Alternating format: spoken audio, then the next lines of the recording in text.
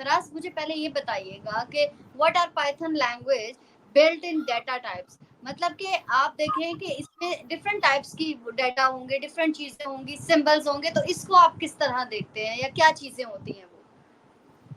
अच्छा, तो अगर डेटा टाइप की बात की जाए तो डिफरेंट तरह के डेटा टाइप्स हो सकते हैं, लेकिन वो चीज जरूरी नहीं है टू बी ऑनेस्ट पाइथन सीखने के वक्त। पाइथन में असल ये चीज होती है सीखने की कि आप कौन कौन सी लाइब्रेरीज इस्तेमाल कर रहे हो, क्योंकि डेटा टाइप्स तो हर एक लैंग्वेज में होते हैं। जिसको इंटीजर कह दिया आपने, स्ट्रिंग कह दिया, या दूसरे भी बहुत सारे डेटा टाइप्स होते हैं।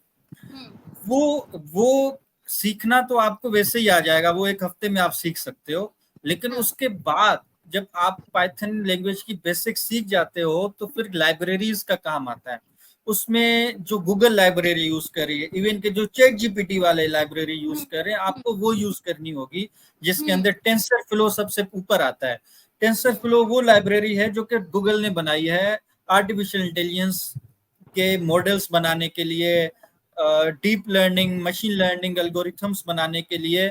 और ये जितने भी आप समझें कि बिजनेस एप्स हैं, जितनी भी बिजनेस वेबसाइट्स हैं जिसमें आर्टिफिशियल इंटेलिजेंस का इस्तेमाल हो रहा है, उसके बैकएंड में ये टेंसर फ्लो ही चल रहा है। तो आपको ये सीखना होगा। फिर एक बहुत ही बेसिक लाइब्रेरी है साइकिड लर्न।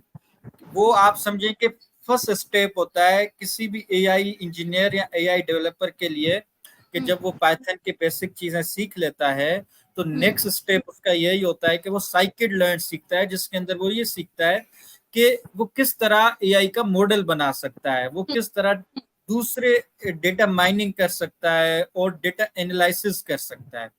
तो उसके बाद फिर और भी बहुत सारी लाइब्रेरीज हैं जिसका सीखना बहुत जरूरी है आर्टिफिशियल इंटेलिजेंस के लिए।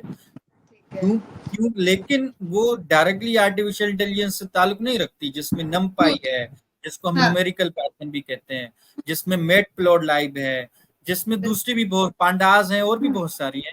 लेकिन जो पाइथन के एल्गोरिथम्स और हम जो डेटा प्रोसेसिंग कर रहे होते हैं, डेटा के साथ खेल रहे होते हैं आर्टिफिशियल इंटेलिजेंस के जरिए, उन उसके लिए इन लाइब्रेरीज का आना बहुत ज्यादा जरूरी है। बिल्कुल।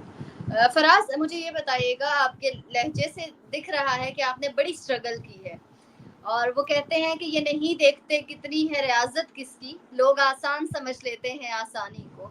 अगर आप आज इस स्टेज पर हैं तो लोगों को लगता है कि एक दिन की मेहनत होगी, इससे तो कुछ स्ट्रगल की नहीं होगी, लेकिन आपकी लाइफ में बहुत ज्यादा स्ट्रगल होती है। तो मुझे बताइएगा, कभी कोई ऐसा फेज आया हो आपकी लाइफ में, क्योंकि हमने अपनी ऑडियंस को बोर भी नहीं होने देना, हमने इंफॉर्मेटिव भी गुफ्तगू करनी है, हमने थोड़ा सा एंटरटेनमेंट का भी वो डालना है। तो बताइएगा कोई ऐसा टफ टाइम कि जब आपको लगा हो कि नहीं मैं नहीं कर सकता और मैं गिव अप करना चाह रहा हूँ, या आपकी लाइफ का वो टर्निंग पॉइंट जहां से आप गिव अप करने की कोशिश करते लेकिन अल्लाह ने आपका हाथ पकड़ लिया?